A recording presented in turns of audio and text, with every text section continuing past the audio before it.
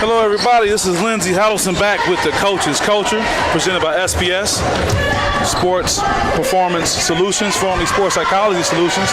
Sitting here with a great person in the Mid-Michigan and beyond community, Mr. Marcus Wourman is a great coach, great trainer extraordinaire.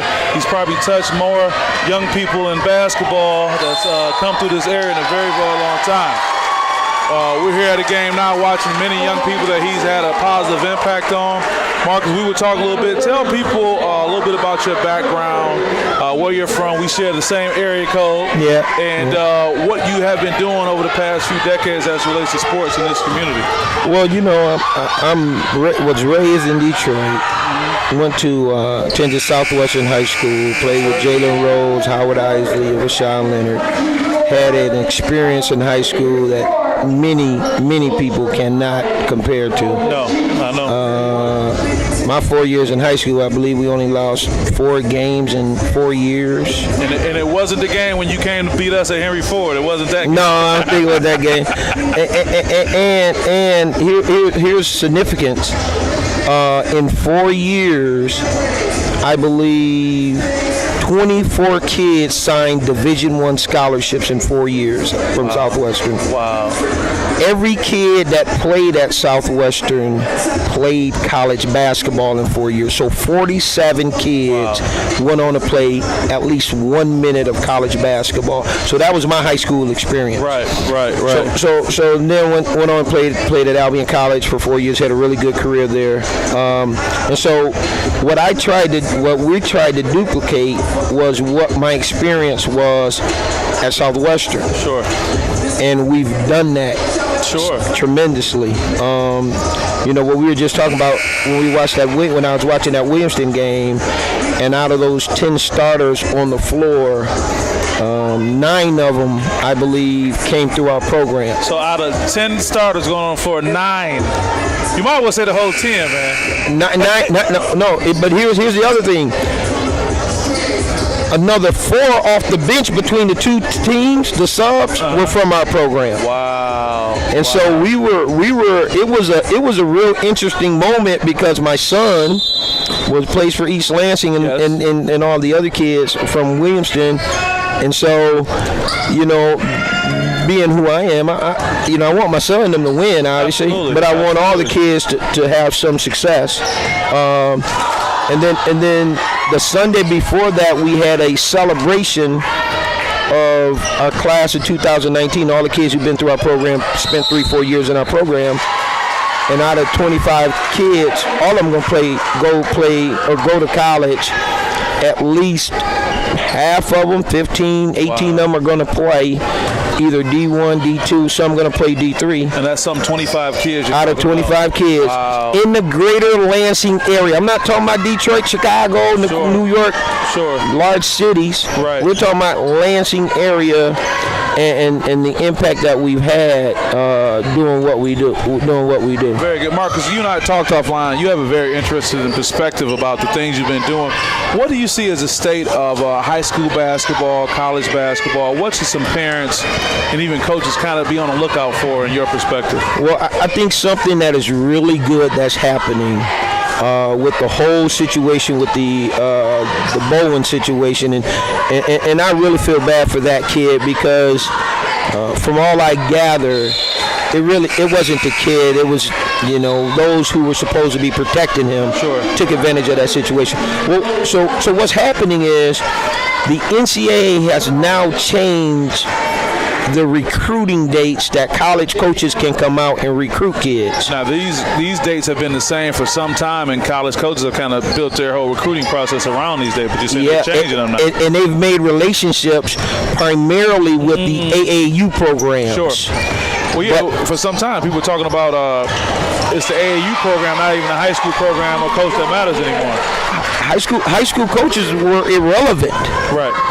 I mean, a kid could get a scholarship and be coming off the bench for their high school team, but because of the exposure they get in AAU, they could get an offer. Right. So there was some legitimacy to that, but it got so far out of whack. The structure tilted so far to the AAU side. And so I believe that's why the NCAA is doing what they're doing. Sure. And so now they've changed the dates. So instead of April and July being the primary months where college coaches can come out and recruit kids and see kids. That's when they hit the road, right? That's when they hit the road. Right. And that's only when they're playing AAU. Right. So it was all geared towards AAU. All geared towards AAU. Now they've totally changed it. Does this give a player who may not have access to an elite program a better shot at getting an opportunity to play at the next level, you think? Oh, I think it's needed and it's necessary. I just think there's a power structure there that needed to be balanced. Sure. I think there's some AAU programs that do some really good things, and it's viable in what they do. But I also feel like there are some who take advantage of their power. Sure. And so I believe what's going on is really going to help the kids at the end. Is going to be beneficial for the kids. Sure. Not the 5-star guy. The 5-star kid is going to be okay. That 5-star kid is going to always be okay. Always going to land on their feet, huh? They're going to be okay. Mm-hmm. But that 3-star and 4-star kid, where AAU program could hold them, and it's sad to say this word, but hold them hostage. Yeah, talk about that. I think that's going to be very, very important. Because now those college coaches will be able to come out when they're playing with their high school team in the month of June. Sure. And that's going to be very, very, very and extremely important for everybody. Right. I think it's going to be really, really good. I think it's necessary. It's needed. And I'm looking forward to it. I got my own son involved in this. Who's doing really good right now. Doing really good. I mean, I'm happy for him. He's had to go through some things that I don't wish for no kid to go through. Really? And glory be to God that he's been able to get through it. Right. He's got a great support system, not just me and my wife. Sure. But between our pastor and all the different mentors that have come into his life, has helped him tremendously of understanding and gaining some knowledge and getting stronger about what he wants to do and not letting anybody get him off that path. I want to keep talking about that here with Marcus Wourman of the Lansing Prospectors, a Detroit native who's made his home here in the mid-Michigan area. We're at the LBI. We're looking at the last game between host school Okemos versus Heartland. Right now they're down 7 points, that is. Marcus, when you talk about these young people and the transition that has to happen, every kid isn't as fortunate to have a great dad like you, great parents, a great support system. What advice can you give to an athlete, especially with these changing times as far as AAU not having that power? What advice can you give them as far as what they need to work on to best position themselves to be able to go to the next level if they're really able? The number one thing, well, not the number one thing, but one of the things they have to understand is who they are in terms of the position that they play, and then the skill set that is necessary for them to achieve at that next level. Okay. Too many times kids are, let's say, tall at a very young age, and they get placed in the post position. Throw them in the post. The AAU team and the middle school team or whatever, they don't teach them any guard skills or perimeter skills. That kid never grows. By the time they're high school, now they're a guard or a small forward, and they don't have the skill set to continue on that path, and they struggle. Even at the high school level, you get young men and young ladies who are playing the post or big or whatnot for their school, but at the college level, they're actually a guard or a perimeter. Right. And so your skill set, the skill of your position, understanding who you are, talking to people to help you understand, here's where you're going to project out. Okay. that's very, very, very, very crucial. That's crucial. Another thing, on the Coaches podcast, we talk about this generation of athletes and what it takes. What advice can you give to coaches who are coaching this generation of athletes, whether it's a coach who's starting, coach who's thinking about getting out, but just what advice can you give based on all the young people you've been able to help? Man, you got to teach them. Sure. You got to teach them. Winning, everybody wants to win. Sure. But you got to teach kids. You got to train them, teach them how to play the game, teach them skill, teach them basketball IQ, teach them. You have to teach kids because, every kid likes freedom. Sure.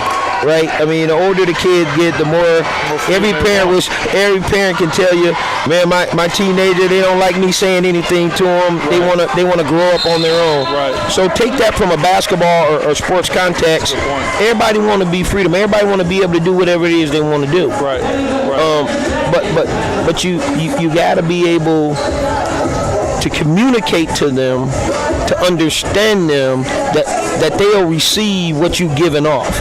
Sure. You can't just hold the belt over their head and say you're gonna do what I tell you to do, or you're not gonna play. That stuff don't work no more. Now, that sounds like a certain level of patience that they have to be able to have too. Oh, a great deal of patience. You gotta have a great deal of patience because what I may need to give to one kid is different than what I may need to give to the other kid. So it's not one size fits all. No. I mean, these kids are they're coming up in a technology, age. So they're very, very smart kids. Sure. They're just looking for somebody who, one, believe in them and is willing to listen to where they're coming from. So then, once you understand who they are and where they're coming from, then you know how to reach them. But you do have to teach them. You got to give them. You got to tell them. We use this analogy a lot, and it's the playground. Okay. When we grew up, at our schools and we had the playground. Right. So at recess, the teacher would say, or your teacher say, stay on the playground. Right. Recess, you stay on the playground. Right. Now, I don't know. No, I'm assuming in your area, there was a fence that marked off the playground. It went around. Vote you back over there off Fielding and Okay. So now you got this big old playground. And if you can't figure out how to have fun on that big old playground, you got a problem. Something's wrong if you can't. That's the only space you can operate in. Right. So, but it's so big, you should be able to find something. Sure. To keep you attentive, to have fun. Sure. So that's the theory that we have with what we do is, okay, here's the court. The basketball court is the playground. Look how big this court is, 94 feet. Sure. You have all this room to operate within the playground, and so we're going to give you some things so that you can have some success in the playground. Now, if you choose to step outside the playground, that's your choice. After you've been forewarned that don't go beyond this. Don't go beyond it. But I'm going to give you a variety of things that you can do. A lot of things you can look at. And so, but stay within the playground. Yeah. Tell me about the Lansing Prospectors. If someone is interested in their kid getting access to some of your coaching and training, what can they do? How can they follow up? Man, our program been blessed. We are the only program that has its own gym. So we are at Kingdom Ministries Gym on 3000 Miller Road. The gym is open 5 to 6 days a week. Wow. We're in there. We have the who's who of Lansing area kids, the better kids that come through our gym and train. I've been hearing that. That's true. So we don't do a lot of public service announcements in terms of what we do and publicizing everything. We just go about doing what we do. And those who come through there and work out with us, they get a pretty good lesson and understanding of who they are and what they can do and what they need to do to get better. And so we're very excited about where we are as a program. We got some really good young kids coming through our program right now that we are extremely excited about. Sure. And so they're just beaming and they're open for teaching, and I mean, I can't keep them kids out the gym. Now they love being. That's a good thing. They can be in the gym.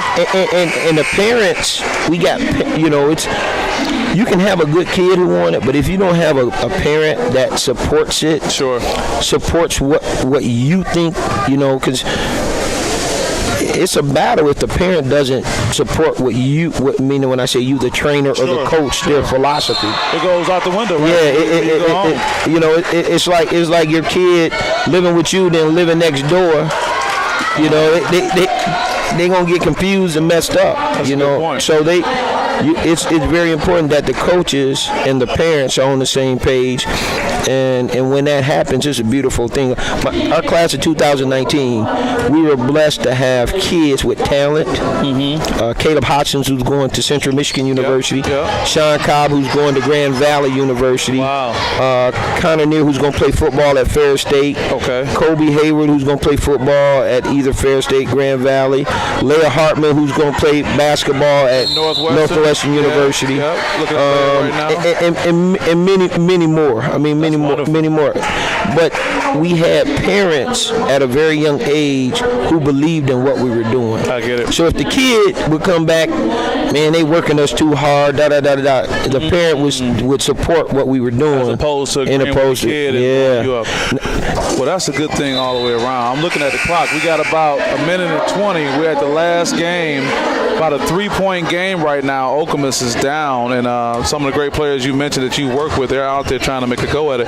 Coaches, anything else you want to share to the community who may be watching the Coach's Culture, listen to the podcast, or anything you want to share to parents, players, or just the community at large before we wrap up and get the rest of this game? Yeah, one thing I would say is, and I think it's very important that we have parents involved at the community level in coaching. Okay. However, I think our communities can do a better job at educating these parents on what they should be teaching the kids. Because the parents are dictating a lot of things that's going on in our communities as far as sports are concerned. And so God bless them because they're trying to do the right thing. However, they may not have enough knowledge and information to carry out that task. I'll give you a case in point. Most kids will come through a community program and they'll start running plays at the community program at the 3rd and 4th grade level. To me, that builds robots.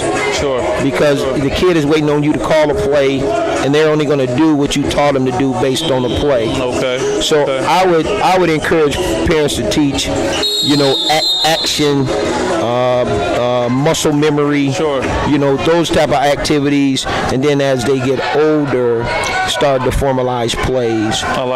Some people call it read and react. I used to call it read and react, but now we call it anticipate. Anticipate and attack. Because read and react, you're a counterpuncher. You know what I mean? I'm waiting on you to do something, so I'm going to read you, then react. Instead of being proactive. I like that.